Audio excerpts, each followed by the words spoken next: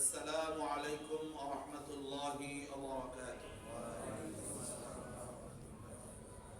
আমরা আল্লাহ রাব্বুল আলামিনের দরগাহে প্রাণ খুলে শুকরিয়া আদায় করছি। আলহামদুলিল্লাহ আলহামদুলিল্লাহ আলহামদুলিল্লাহ। আমরা সূরাতুল ফালাক সম্পর্কে আলোচনা শুনতেছি দীর্ঘ বেশ কয়েক জুমা। আশা করছি আজকের জুমার আলোচনার মাধ্যমে আপাতত আলোচনা আমরা শেষ করব। আগামী জুমা থেকে সূরা ইখলাস অর্থাৎ কুল হুয়াল্লাহু আহাদ এটার উপর আমরা আলোচনা শুরু করব ইনশাআল্লাহ। সূরাতুল ফালাকের শেষ আয়াত নিয়ে আমরা গত জুমায় আলোচনা শুনেছিলাম। অমিন শাররি হাসিদিন ইযা হাসাদ। আল্লাহ রাব্বুল আলামিনের কাছে আমরা বিভিন্ন ক্ষতিকারক বিষয় থেকে নিরাপত্তা চেয়েছি। তার ভেতরে ছিল মিন শাররি মা খালাকা, তিনি যা সৃষ্টি করেছেন তার ক্ষতি থেকে। অমিন শাররি গাসিকিন ইযা ওয়াকাবা, এবং অন্ধকারের ক্ষতি থেকে, যে অন্ধকার সব জিনিসকে ঢেকে ফেলে। অমিন শাররিন নাফাসাতি ফিল উকাদ, এবং ফুৎকার দানকারিনী, জাদু করি, মন্ত্র পাঠ করে যারা মানুষকে বিভ্রান্ত করে, আল্লাহর পথ থেকে দূরে সরিয়ে দেয়, এমন ফুৎকার দানকারিনীর ফুৎকারের ক্ষতি থেকে। আজ গত জুমা আমরা শুনেছি আমিন শাররি হাসিদিন ইযা হাসাদা, আর হিংসুক ব্যক্তির হিংসার ক্ষতি থেকে, যখন সে হিংসা করে। আমরা অনেক বিষয় জানি হিংসা সম্পর্কে, কিন্তু কোরআনুল কারীম যেভাবে তুলে ধরেছে, আহাদিসে নববীতে যেভাবে আমরা পাই বর্ণনা, সেই তার সাথে আমাদের অভিজ্ঞতার সাথে অনেকটা মিল খায়, অনেকটা মিল খায় না। এই জন্য বললাম যে কোরআন হাদিসের জ্ঞান এটা হলো নির্ভুল জ্ঞান।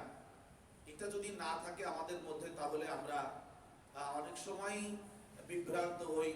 এমনকি বলা যায় যে কোরআন হাদিসের টাচে না থাকলে, ডিটাচ হয়ে গেলে, দূরে সরে গেলে, সেখানে আমরা বিভ্রান্ত হয়ে যাই। আল্লাহ রাব্বুল আলামিন সার্বিকভাবে আমাদেরকে সুস্থ রাখতে চান, নিরাপদ রাখতে চান, সর্বোপরি একজন সুন্দর মানুষ হিসেবে আমাদেরকে জান্নাতি হবার জন্য নির্দেশনা দিয়েছেন, পথ নির্দেশ দিয়েছেন। আমরা সেটার আলোকে নিজেদের জীবনকে গড়তে চাই। আল্লাহ আমাদেরকে কবুল করুন, আমিন। হিংসা বা হাসাদ, আমি এটা তাফসীর গত জুমা আপনাদের পেশ করেছি। আজকেও করার জন্য আবার নতুন করে আবার তাফসীর দেখতেছিলাম, ইবনে কাসির সহ বেশ কয়েকটা তাফসীর। তো সেখানে যে কথাগুলো এসেছে, সে কথাগুলো আরো বেশি ভয়াবহ। তাফসীরের মধ্যে উল্লেখ করা হয়েছে যে এমন কোন দেহ নেই যে দেহে হিংসা নেই। এমন কোন দেহ নেই যে দেহে হিংসা নেই। বিষয়টা হলো, যখন হিংসা প্রকাশ পায়, আল্লাহ তাআলা এখানে উল্লেখ করেছেন অমিন শাররি হাসিদিন ইযা হাসাদা। তো ইযা হাসাদা মানে, ইযা মানে যখন, হাসাদা মানে সে হিংসা করে। তো যখন হিংসা করে তখন তার হিংসাটা প্রকাশ পায়। এর দ্বারা বোঝা যায় যে হিংসা প্রকাশ পাওয়ার আগেও তার ভেতরে হিংসা ছিল, আমরা বুঝতে পারিনি। বা আমার দেহের মধ্যে হিংসা আছে, সেটা আমি নিজেও জানতাম না, নিজেও বুঝতাম না। কিন্তু মুফাসসিরিনে কেরাম যে কথাগুলো লিখেছেন, আমার যতদূর মনে পড়তেছে যে ওমর রাদিয়াল্লাহু তাআলা আনহু সহ আরো বেশ কয়েকজন সাহাবী উল্লেখ করেছেন যে এমন কোন দেহ নেই যে দেহের মধ্যে হিংসা নেই। তো যখন মানুষ হিংসার শিকার হয়, আমি হিংসা করলাম আর একজন ব্যক্তিকে, এখানে দুইজনই ক্ষতিগ্রস্ত। আমি আমি যদি হিংসা করি কারো উপরে, আমি ক্ষতিগ্রস্ত, যার উপরে আমি হিংসা করতেছি সেও ক্ষতিগ্রস্ত। অথচ আমরা দুইজনে কেউ কাউকে ক্ষতি করতে চাই না। সর্বপ্রথম যে আমি নিজের ক্ষতি নিজে করতেই চাই না, কিন্তু আমি আর একজনের উপরে যখন হিংসা করবো তখন আমারও ক্ষতি হবে, তারও ক্ষতি হবে। সেজন্য এখানে কোরআনের শব্দটা খুবই চমৎকার, ইদা হাসাদা, যখন সে হিংসা করে। আমি এক্ষেত্রে আপনাদের সাথে ছোট্ট একটা কৌতুকপূর্ণ কথা বলতে চাই। সেটি হলো, একটা কৌতুক শুনেছিলাম বেশ আগে ছাত্র জীবনে, যে একজন ব্যক্তি তোতলা, আমাদের খুলনার ভাষাকে থুতা, কথা বলতে পারে না। বলতে গেলে তার কথা জড়ায়, আটকে যায়। তার জিহ্বার মধ্যে, কণ্ঠের মধ্যে অকদা, গিট আছে, যেটা মুসা আলাইহিস সালাতু ওয়াস সালামেরও ছিল। মুসা আলাইহিস সালাতু ওয়াস সালাম আল্লাহর কাছে দোয়া করেছিলেন, ওয়াহলুল উকদাতাম মিন লিসানি, হে আল্লাহ আমার জিহ্বার জড়তা দূর করে দিন।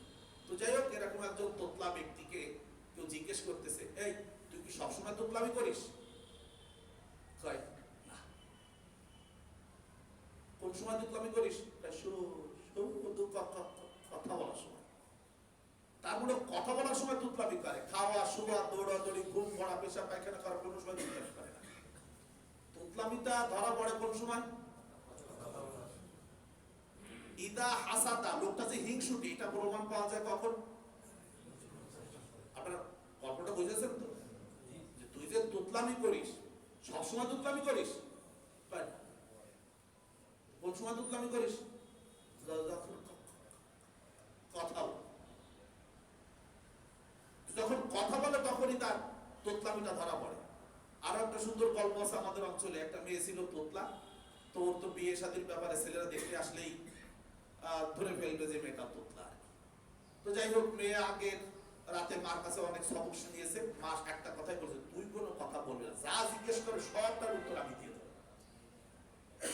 তো যথারীতি ছেলে আসছে, ছেলের পক্ষ, ছেলে মেয়ে দেখতেছে, মেয়ের সামনে বসাই বা জিজ্ঞেস করতেছে তোমার নাম কি, মা হয়তো বলে দিচ্ছে। এভাবে মোটামুটি এক পর্যায়ে রান্না বাড়া পর্যায়ে চলে গেছে। তুমি রান্না বাড়া করতে পারো? হ্যাঁ, সুন্দর রান্না বাড়া করতে, সব মা বলতেছে। তো মেয়ে ভালো রান্না করতে পারতো, ডাল, সেই ডালের কথাটা মা ভুলে গেছে। তো তখন মেয়ে বলে ফেলেছে যে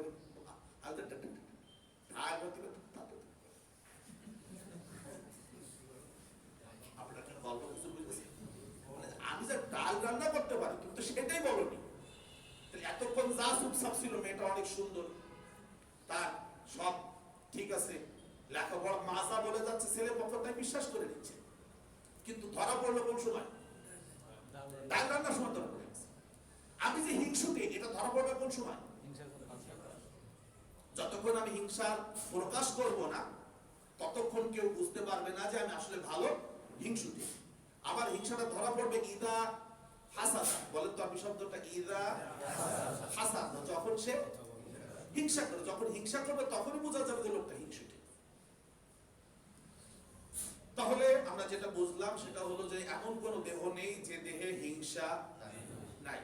এমনকি খেয়াল করবেন, প্রত্যেকটা প্রাণীর মধ্যে হিংসা আছে। দেখবেন কুকুরদেরও সীমানা ভাগ করা আছে, খেয়াল করেছেন না? মানে শুধুমাত্র কোরাস করে এই জায়গায় লাভ দিয়ে চলে আসা, ডাকতে ওই দলে যে কোনো সব কাজে সাজি নেয়। ও তখন আত্মসমর্পণ করার সবচেয়ে ভালো সিমটম হলো লেজটা দুই ঠ্যাঙের মাঝখান দিয়ে ঢুকায় দিয়ে মাথা কাট করে দেওয়া। তো কুকুরেরা বলছে যে আত্মসমর্পণ করেছে, ঠিক আছে তুই চলে যা, তোর প্রতিদিন না আসিস, ও আসতে চলে যায়। প্রত্যেকটা দেহের মধ্যে হিংসা আছে, সাপে সাপে, সিংহে সিংহে, মোরগে মোরগে, মোরগে মুরগিতে, এছাড়া আবার কোরাস বডিতেও আছে। তো আমরা যেহেতু মানুষ, আমাদের হিংসাটার কথা এখানে আল্লাহ তাআলা তুলে ধরেছেন, জমিন শাররি হাসিদিন ইদা হাসাদা। এক্ষেত্রে সবথেকে বড় অপরাধ হলো যে হিংসুক ব্যক্তি মারাত্মক অপরাধী। মুআবিয়া রাদিয়াল্লাহু তাআলা আনহু বলছেন যে হিংসুক ব্যক্তির থেকে আল্লাহর সমকক্ষতায় পাল্লা দেওয়ার মতো আর কোনো মানুষ নেই, এবং তার শাস্তিটা হবে খুব মারাত্মক। কারণ যে ব্যক্তি কৃপণ, আরবিতে বলা হয় বাখিল, আল বাখিলু মান ইয়াবখালু আলা নাফসি। বখিল বলা হয় ওই ব্যক্তিকে যে ব্যক্তি তার নিজের দেহকে কিছু দিতে চায় না। নিজের সম্পদ আছে, কিন্তু ব্যবহার করবে না। টাকা পয়সা আছে, ভালো খাবে না, ভালো করবে না। এই লোকটাকে কোরআন বা হাদিসের ভাষায় বলা হয় বখিল, যে নিজের উপরে কৃপণ।